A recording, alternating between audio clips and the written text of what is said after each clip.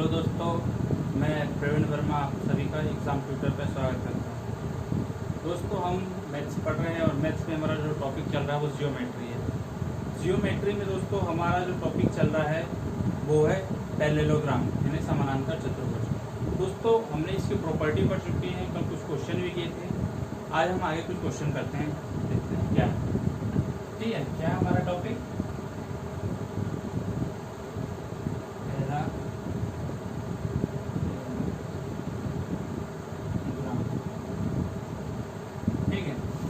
Question क्या बनता है दोस्तों? क्वेश्चन है ABCD एक समानांतर चतुर्भुज। क्या है? ABCD एक समानांतर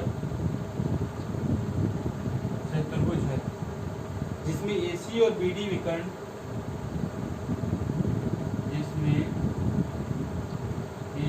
और BD विकर्ण O पर काटते हैं। ठीक है, O पर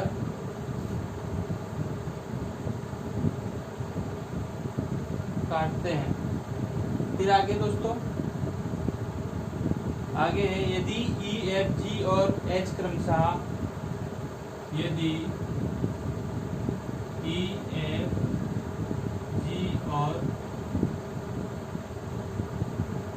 H AO, DO, CO और BO के मध्य बिंदु हो। क्या है? AO, DO, CO और BO के मध्य बिंदु हो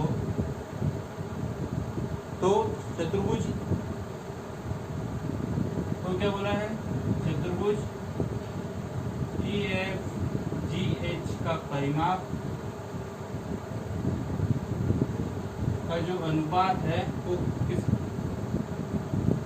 बराबर बटे क्या है?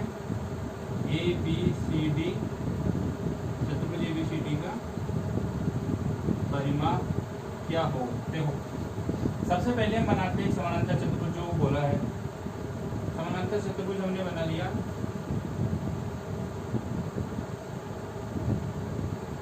ये हमारा समानांतर चतुर्भुज बन गया दोस्तों। ठीक है, हम नाम दे देते हैं ABCD। फिर एक समानांतर है जिसमें AC और BD विकर्ण O पर काटते हैं। मैं AC विकर्ण की बात करूँ, AC विकर्ण और BD विकर्ण कहाँ काटते हैं दोस्तों? केंद्र O पर। यदि E, F, G और H क्रमशः A से O का मध्य बिंदु क्या है? G। ठीक है, D से O का मध्य बिंदु क्या है? F। C से O का मध्य बिंदु क्या है? G। और B से O का मध्य बिंदु क्या है? H। इनको मैं मिला दूं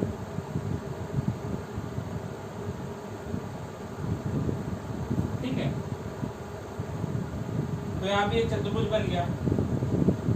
अब मैं बात कर रहा हूँ आगे, ये इस टाइप से होगा।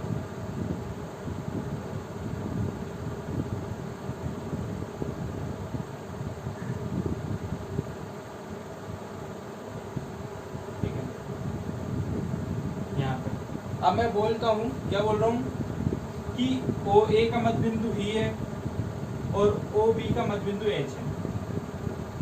जब मैं ये बोल रहा हूँ और मैं क्या बोल रहा हूँ कि AB जो है पैरेलल है EH के। यहाँ पे दिख रहा है आपको AB जो किसके पैरेलल है? EH के। EB पैरेलल है,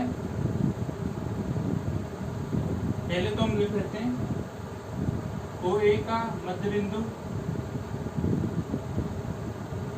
कितना है? E है और OB का मध्य बिंदु क्या है दोस्तों? H है। अब मैं बात कर रहा हूँ कि AB जो है वो पैरेलल है EH के। तो जब दोस्तों इस केस में क्या होगा? इस केस में जो होता है EH का वैल्यू जो हो जाएगा वो 1/2 AB हो जाएगा। कारण क्या है कि ओ ए का मध्य बिंदु ई है और ओ बी का मध्य बिंदु एच है, और जब ई एच जो है पैरेलल है ए बी के, तो जो वैल्यू होगा ई एच का वो ए बी का आधा होगा। ठीक है, अगर मैं इसको नीचे उतार दूं ऐसे, तो ये पोर्शन जो होगा वो ए बी का आधा होगा। इसी प्रकार अगर मैं आगे बात कर लूँ, ये तो ई एच का हो गया, इसी प्रकार मैं आगे बात कर लूँ, एच जी का वैल्यू कितना होता है 1/2 बी सी, एफ जी का वैल्यू कितना हो गया 1/2 डी सी, और ई एफ का वैल्यू कितना हो गया 1/2 ए डी। ठीक है, यहाँ से हमको दोस्तों जो अंदर जो चतुर्भुज बना है उसका वैल्यू हमको यहाँ पे फाइंड हो गया। अब मैं परिमाप की बात करता हूँ। परिमाप क्या होता है? चारों भुजाओं का योग। पहले मैं बात कर रहा हूँ छोटे वाले चतुर्भुज की, चतुर्भुज E B C D, sorry क्या है ई एफ जी एच, चतुर्भुज छोटा वाला जो है ई एफ जी एच, इसका परिमाप में बात करूँ मतलब चारों भुजाओं का योग। मैं देखो उसको कहाँ आगे करता हूँ इधर, जैसे मैं यहाँ पे बात कर लूँ, क्या बोला गया है चतुर्भुज, इसका परिमाप क्या है ई एफ जी एच का, मतलब चारों भुजाओं को जोड़ देता हूँ, E F plus F G plus जी एच प्लस ई एच। अब दोस्तों ये जो परिमाप हो गया, इसकी वैल्यू हमने अभी फाइंड कर ली है। ई एच की वैल्यू कितना है 1/2 ए बी प्लस, सॉरी कितना, ई एफ का वैल्यू 1/2 ए डी। ठीक है, जी एफ का वैल्यू 1/2 डी सी, फिर जी एच का वैल्यू कितना है 1/2 बी सी, एच जी का वैल्यू 1/2 बी सी, यहाँ बी सी है, और ई एच का वैल्यू कितना होगा 1/2 ए बी। अब दोस्तों इन सब में मैं 1/2 कॉमन निकाल लूँ, 1/2 A D plus D C plus B C plus A B. दोस्तों ये जो वैल्यू है वो चतुर्भुज ए बी सी डी का परिमाप है, क्योंकि चार भुजाओं का योग दिया गया है। तो 1/2 चतुर्भुज ए बी सी डी का परिमाप। एक तरफ वहां चल रहा है, यहाँ क्या दिया है चतुर्भुज ई एफ जी एच का परिमाप। अब मैं इनके रेशो की बात करूं तो क्या होता है, चतुर्भुज ई एफ जी एच का परिमाप इधर जो क्या है मल्टीप्लाई में इधर आ गया, इधर पक्षांतर किया उसका तो डिवाइड में हो गया, ए बी सी डी का परिमाप। रेशो कितना दिख रहा है 1/2, रेशो के फॉर्म में बनाऊं तो 1:2। ये हमारा क्वेश्चन सॉल्व हो गया। आपको समझ में आ गया होगा कि कैसे कैसे हमने किया कि ये पूरा चतुर्भुज जो है, ठीक है, बड़ा चतुर्भुज, उसके अंदर जो वैल्यू दी है ई एच एफ जी, ये जो है उनके विकर्ण जो है उनके केंद्र से उनके बीच की मध्य दूरी है। जब मध्य दूरी है तो और ये एक दूसरे के पैरेलल है, जैसे ए बी का पैरेलल ई एच है, और ये क्या है इनका मध्य बिंदु है ओ ए, और ओ बी का मध्य बिंदु होने के कारण दोस्तों इसका जो वैल्यू होता है ई एच का वैल्यू जो है वो जो बड़ी वाली भुजा है ए बी उसके आधा हो जाएगा। आपको ये कॉन्सेप्ट का ध्यान रखना है, भूलना नहीं है। ठीक है, आगे हम क्वेश्चन देखते हैं। क्या है क्वेश्चन?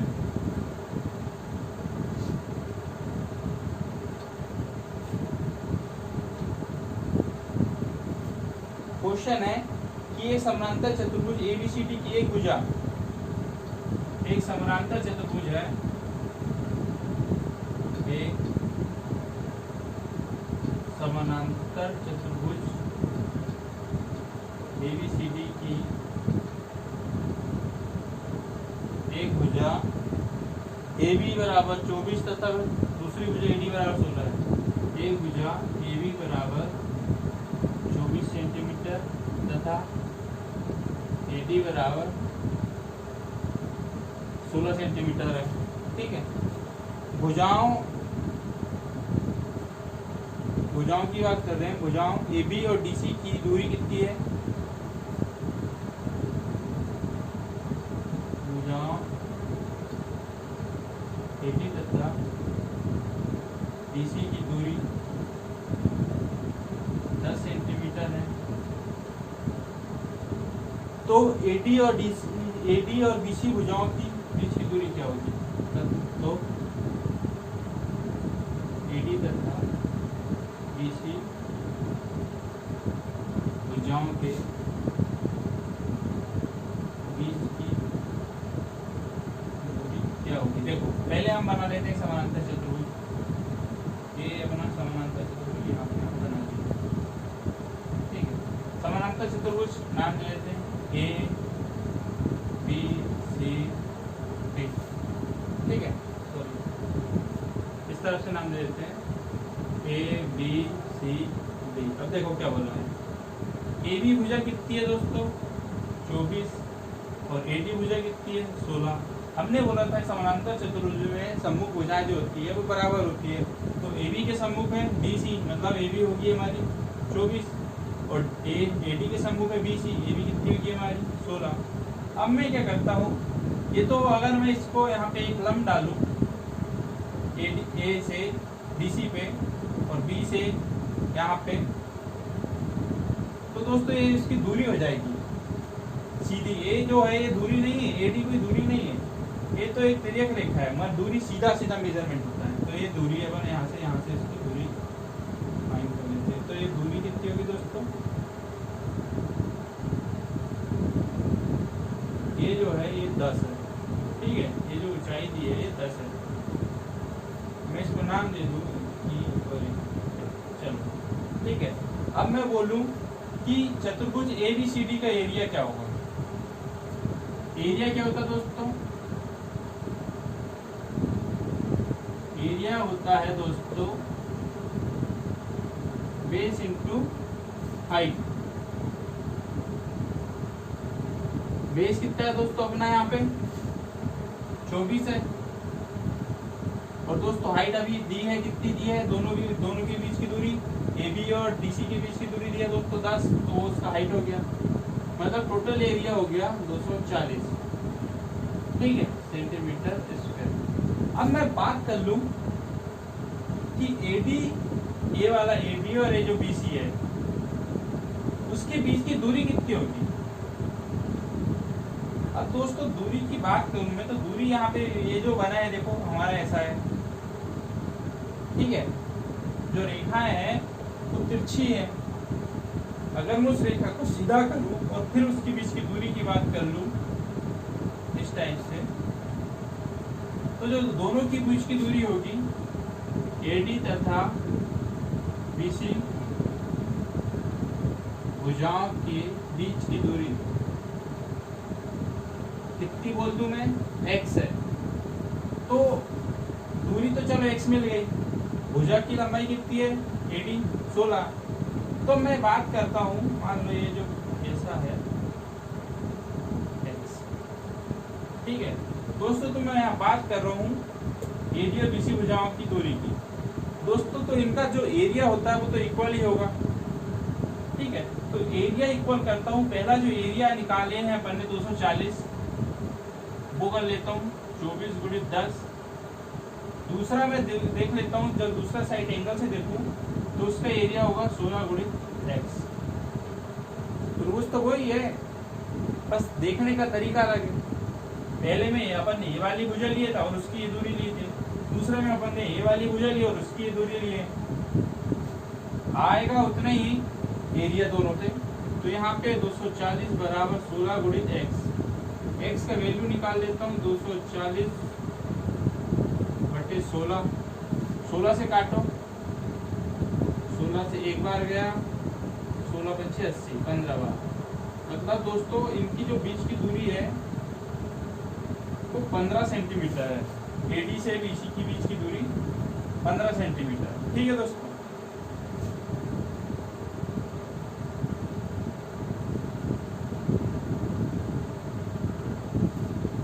अब आगे क्वेश्चन देखते हैं। क्वेश्चन है, देखो क्या है क्वेश्चन।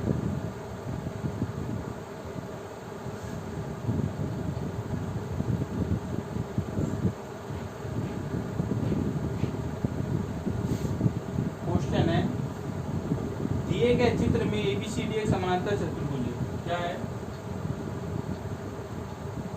दिए गए चित्र में चतुर्भुज ABCD एक समानांतर चतुर्भुज है, जिसमें AF CF DF क्रमशः, जिसमें AF CF DF क्रमशः 3 centimetre, 2 centimetre, 6 centimetre, 3 centimetre, 2 centimetre और 6 सेंटीमीटर है। तो EF का वैल्यू कितना होगा? तो EF का वैल्यू कितना? देखो एक चतुर्भुज बनाए हैं समानांतर चतुर्भुज, ये बन गया समानांतर चतुर्भुज। फिर एक कोई बिंदु है, मान लो यहाँ कोई एक बिंदु है, ठीक है, यहाँ एक कोई बिंदु है, यहाँ एक बिंदु दे दिया मैं, ठीक है, जिसमें AF, इसको नामकरण दे दूं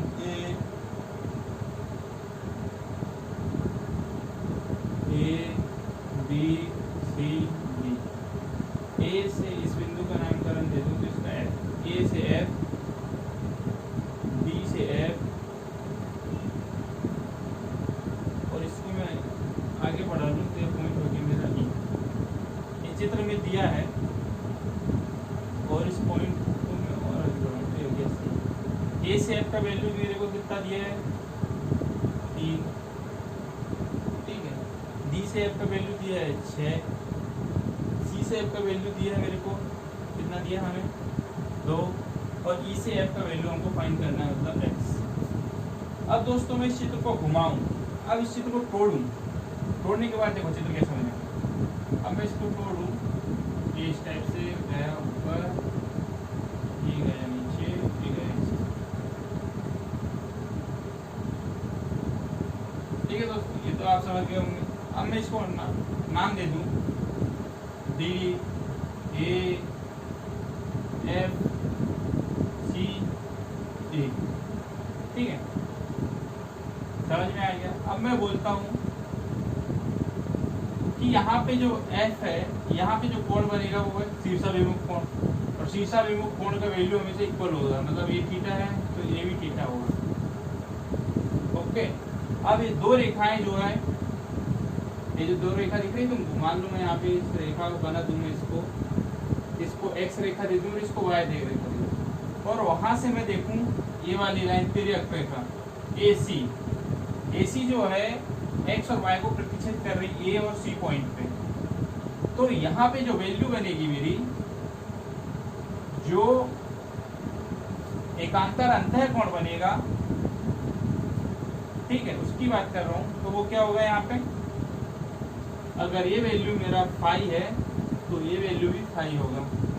ठीक उसी प्रकार अगर ये वैल्यू मेरा यहाँ पे ठीक ED जो है वो रेखा XY को प्रतिच्छेद कर रहा है, यहाँ पे भी एकांतर कोण बनेगा। अगर ये कोण मेरा अल्फा बन रहा है तो ये कोण भी मेरा अल्फा बनेगा। जब ये आ गया तो हम यहाँ पे समरूप वाला एक प्रमेय पढ़े थे, हमने उसको लगा देते हैं। समरूप में जो जो एंगल जिसके इक्वल रहता है वो वाली भुजाओं को हम अनुपात में ले लेते हैं। अब जैसे हम बात कर लेते हैं, मैं इसको और अच्छे से बना लूँ छोटे फॉर्म में ऐसे, तो हमको क्या ज़्यादा प्रॉब्लम नहीं आएगी। ठीक है, अगर मैं इसको F दे दूँ, यहाँ AB F दे दूँ, यहाँ पे A दे दूँ, यहाँ पे D दे दूँ, यहाँ पे C दे दूँ और यहाँ पे E दे दूँ, अल्फा पाई पाई अल्फा थीटा थीटा। अब देखो, अब मैं यहाँ भुजा का रेशो ले लूँ AF इस भुजा के अनुपात में जो है CF, फिर मैं बोलूँ AD के अनुपात में CE, फिर मैं बोलूँ FD के अनुपात में F, ई। ठीक है, तो दोस्तों हमको क्या 4 चीज लेना है। पहली भुजा ए एफ लेना है, मतलब ए वाला, और क्या है सी एफ। दूसरा क्या लेना है हमको एफ डी ए वाला, और दूसरा तीसरा लेना है एफ ई मतलब इन दोनों को मैं ले लेता हूँ, इक्वल कर देता हूँ। ए एफ बटे सी एफ बराबर एफ डी बटे एफ ई। मेरे को एफ ई फाइंड करना है।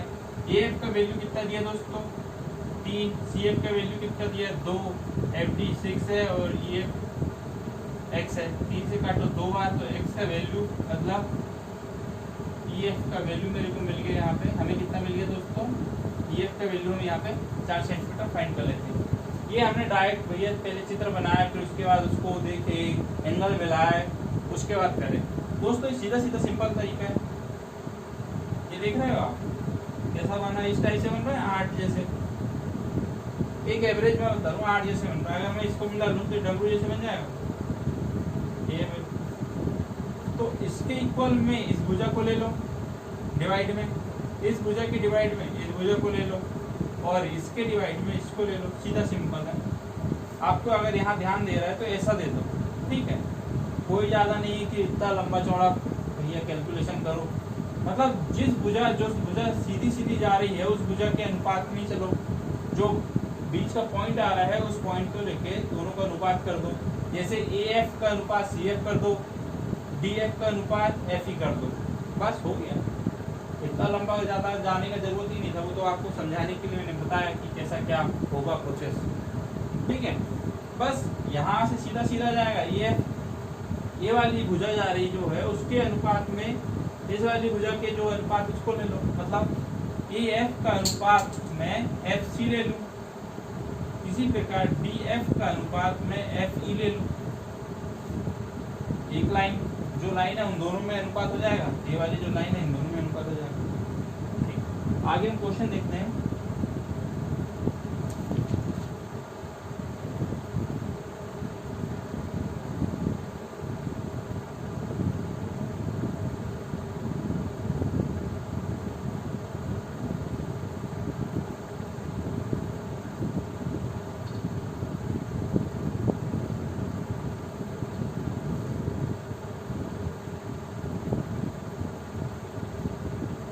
ठीक है दोस्तों, ऐसे हमारा हो गया समानांतर चतुर्भुज का।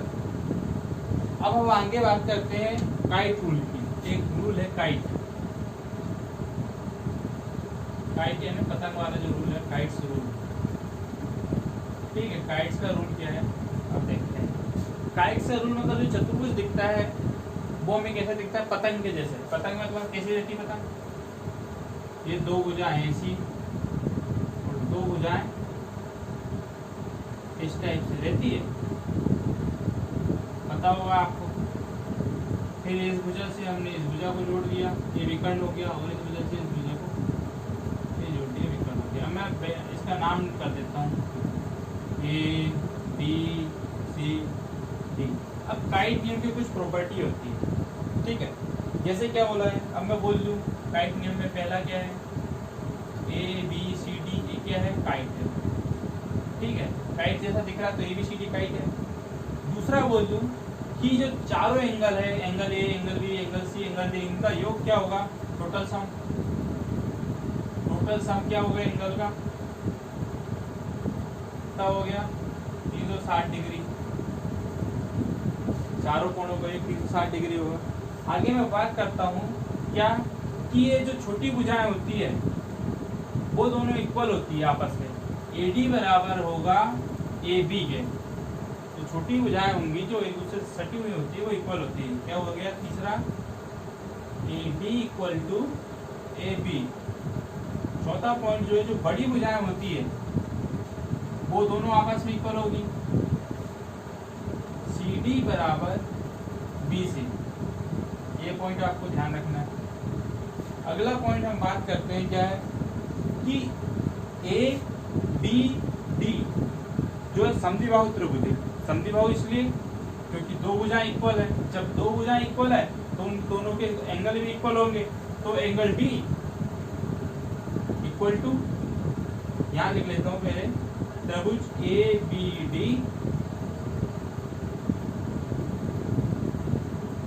समद्विबाहु त्रिभुज आइसोस्केल, ठीक है। जब ए है तो एंगल डी का वैल्यू कितना होता है एंगल बी के, ये आपको ध्यान रखना है इस केस में। आगे मैं बात करता हूं कि B C D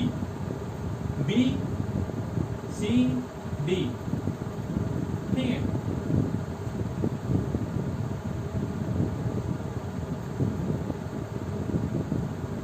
B C D भी क्या है, एक समद्विबाहु त्रिभुज है, क्योंकि इसकी जो डीसी भुजा और जो बीसी भुजा वो इक्वल होगी। जब इक्वल होंगे तो इनके आमने सामने के कोण मतलब ये वाले कोण बराबर होंगे। अगर मैं इसको यहाँ पे एंगल डी और एंगल बी ना लिख के एंगल ए डी बी बराबर एंगल ए बी सी कर दूं तो ज़्यादा अच्छा रहेगा। इसी प्रकार एंगल बी सी डी समद्विबाहु है तो एंगल सी डी बी बराबर एंगल सी डी बी बराबर एंगल सी बी डी। ये आपको समझ में आ गया कि अगर इसका वैल्यू यहाँ पे थीटा है तो ये वैल्यू थीटा होगा, ये वैल्यू यहाँ अल्फा है तो ये वाला वैल्यू भी यहाँ अल्फा होगा, ठीक। मगर दोस्तों ए और सी जो एंगल होते हैं वो एक दूसरे के इक्वल नहीं होते, ठीक। आपको ये ध्यान देना है। इस कटान बिंदु को मैं नाम दे देता हूँ ओ। यहाँ जो कटान बिंदु होगी मतलब जो विकर्ण एसी होता है वो बीडी को ओ बिंदु पर प्रतिच्छेद करेगा। जब ओ बिंदु पर प्रतिच्छेद करेगा तो यहाँ पे जो एंगल बनते हैं, यहाँ जो चार एंगल बनेंगे तो चारों एंगल दोस्तों 90 डिग्री के होंगे, ठीक है। आपको इस बात का ध्यान रखना है, यहाँ चारों एंगल जो होंगे वो 90 डिग्री के होंगे।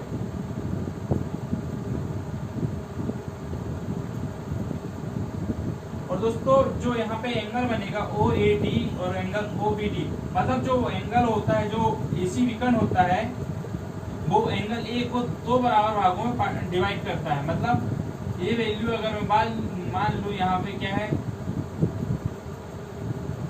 बीटा, ये वैल्यू मेरी बीटा बाई 2 है तो ये वाली वैल्यू भी मेरी बीटा बाई 2 होगी। मतलब दो इक्वल पार्ट में डिवाइड कर रहा है, ठीक है। आपको ध्यान देते हुए चलना है।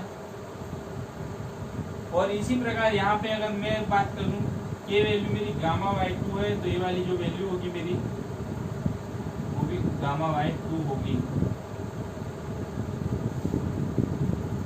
अब मैं अगर इसमें बात कर लूँ किसकी, एरिया की, मतलब ए डी मेरा जो है ए दे दूँ और ए बी का वैल्यू भी ए दे दूँ, क्योंकि ये दोनों भुजाएं बराबर है। इसी प्रकार में सी डी को बी बोल दूँ और बी सी को भी बी बोल दूँ, मतलब ये दोनों भुजाएं मेरी बराबर है।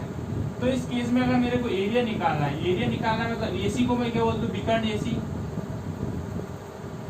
विकर्ण ए सी को मैं D1 बोल दूँ और विकर्ण बी डी को D2 बोल दूँ, तो एरिया क्या हो गया, एरिया दोस्तों इसका होता है 1/2 D1 इंटू D2।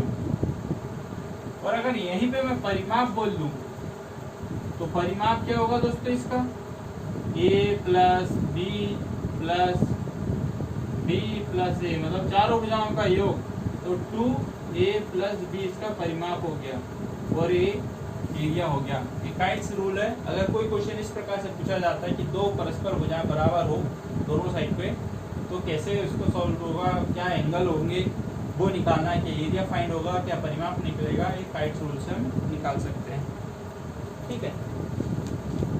मतलब मैं कह दूं कि अगर ये वाला त्रिभुज है ए ओ डी का जो एरिया होगा वो बराबर होगा ए ओ बी के एरिया के, इसी प्रकार सी ओ डी का जो एरिया होगा वो सी ओ बी के बराबर होगा, ठीक। ये काइट रूल हो गया। अब काइट रूल से क्वेश्चन कर लेते हैं, क्या है देखो काइट रूल क्या बोलता है उस पे आधारित क्वेश्चन कर लेते हैं।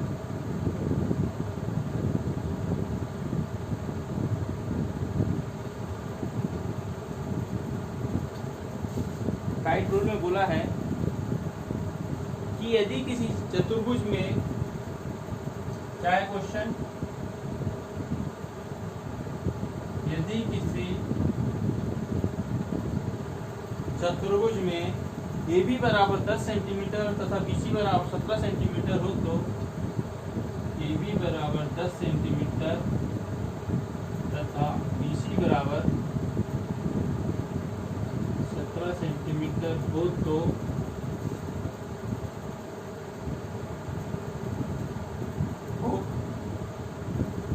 तथा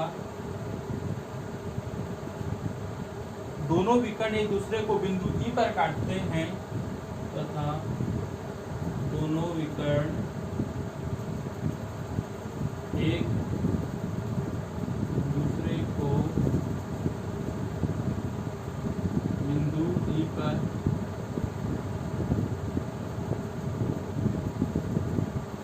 काटते हैं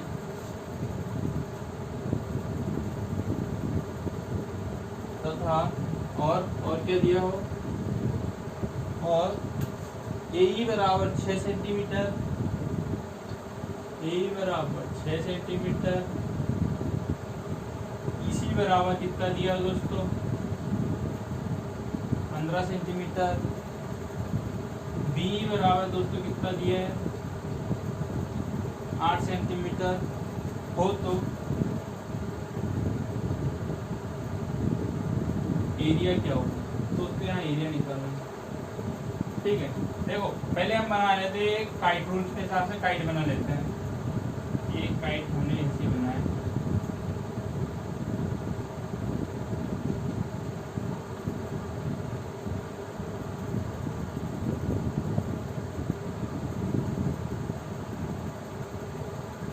ठीक है।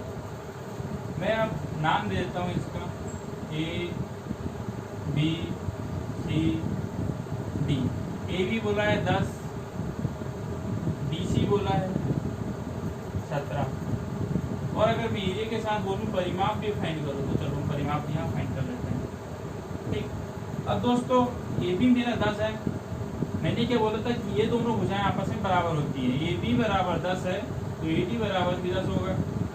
इसी प्रकार जब बी सी बराबर 17 है तो बी सी बराबर भी 17 होगा, ठीक है। इन दोनों का कटान बिंदु जो है ये प्राप्त हो गया, हमको यहाँ पे काटा है दोस्तों। जो एक काटता है ये वाली जो भुजा होती है डी बी बराबर डी ई बराबर क्या होता है ई बी। आपको ये वाला ध्यान रखना है, छोटी वाली भुजा दो बराबर भागों में कटती है, मगर ए ई इज नॉट इक्वल ई सी। ये ध्यान रखना है कि ए ई का वैल्यू ई सी के इक्वल नहीं होगा, ठीक है। तो डी बी क्या वैल्यू दिया है, बी का वैल्यू दिया है दोस्तों 8। जब बी का वैल्यू 8 दिया है तो दोस्तों डी का वैल्यू भी कितना होगा 8, तो यहाँ भी हो गया 8। मतलब विकर्ण D1 का वैल्यू हमको मिल गया 8 + 8 = 16 सेंटीमीटर। अब मैं बोलता हूँ ई सी का वैल्यू मेरे को दिया है 15 सेंटीमीटर और ए ई का वैल्यू दिया है 6, और विकर्ण D2 का वैल्यू कितना हो गया दोस्तों 6 + 15 = 21 सेंटीमीटर।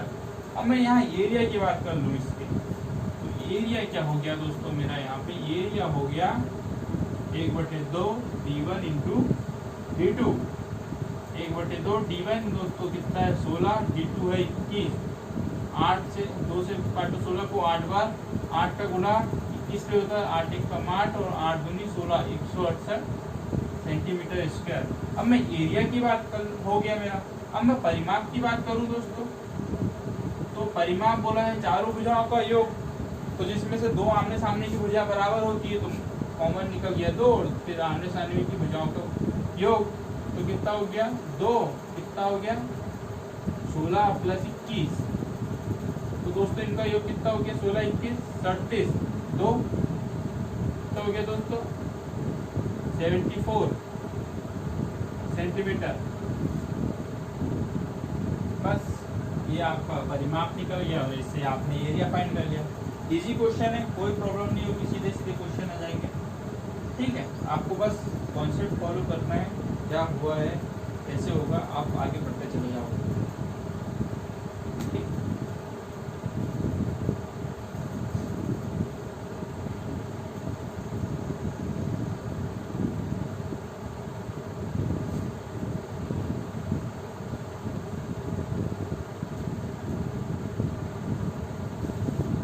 अब मैं बात करता हूँ अपोलिनियस थ्योरम की। एक आगे नियम है चतुर्भुज के लिए, कौन सा नियम है?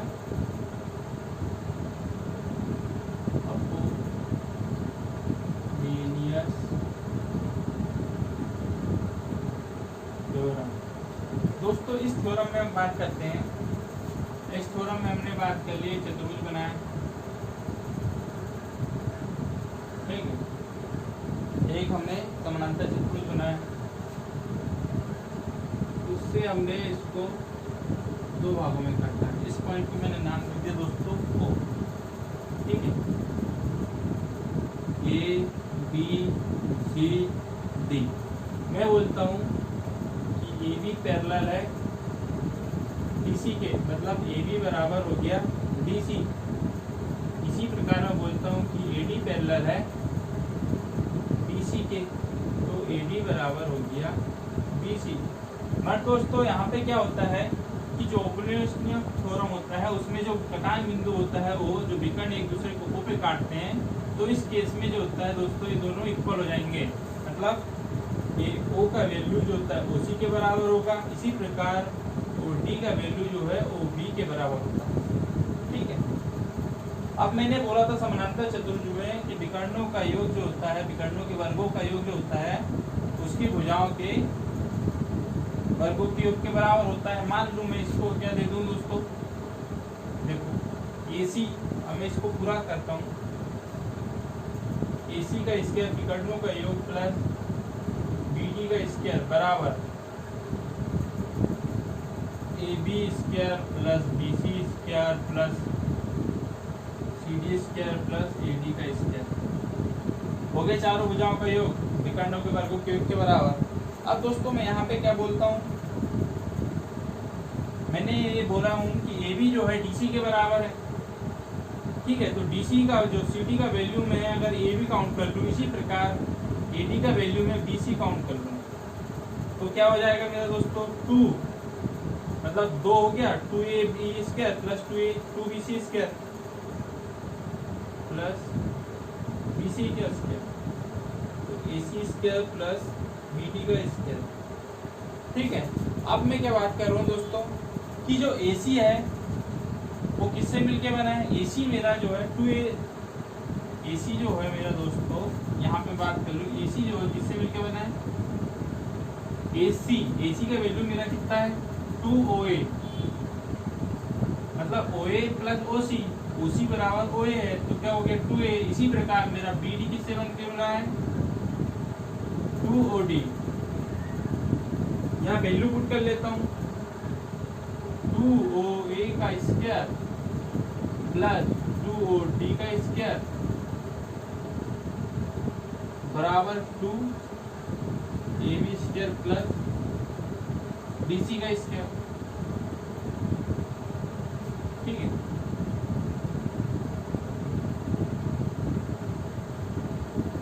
इस प्रकार से वैल्यू हो जाएगा। अब मैं यहाँ से कॉमन निकाल लेता हूँ, 2 मतलब यहाँ से 4 कॉमन निकल गया, OA का स्क्वायर प्लस OB का स्क्वायर बराबर 2AB स्क्वायर प्लस BC का स्क्वायर। तो यहाँ से 2 से 1 कट गया, 2 बार, तो AB स्क्वायर प्लस BC का स्क्वायर बराबर 2OA स्क्वायर प्लस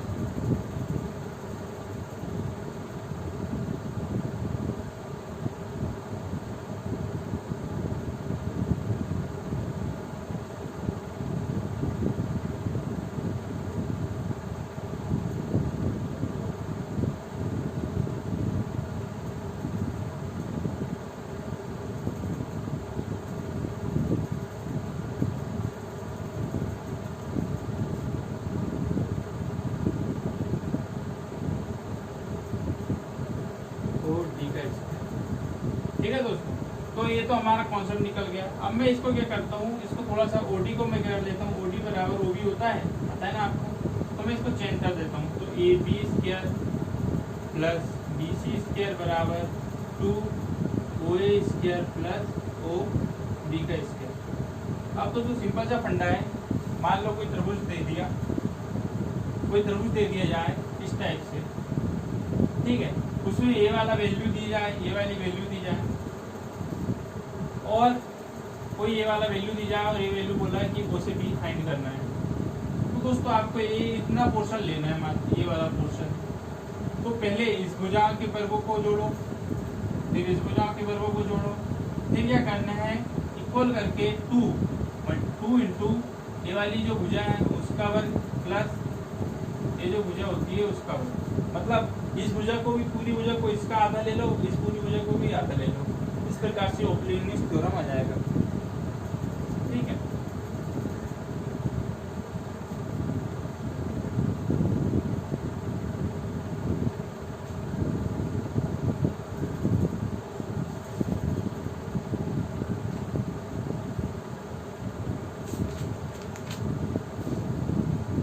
तो दोस्तों आज हमने ओप्लिनियस थ्योरम भी पढ़ लिया, काइट रूल भी पढ़ लिया और समानांतर चतुर्भुज खत्म कर दिया।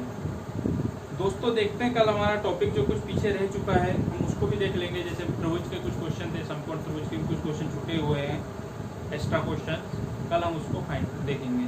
ठीक है, और कुछ उसके कॉन्सेप्ट भी हैं अच्छे, हम कल उनकी भी बात करेंगे। दोस्तों तो हमारे चैनल को सब्सक्राइब करना ना भूलें। धन्यवाद।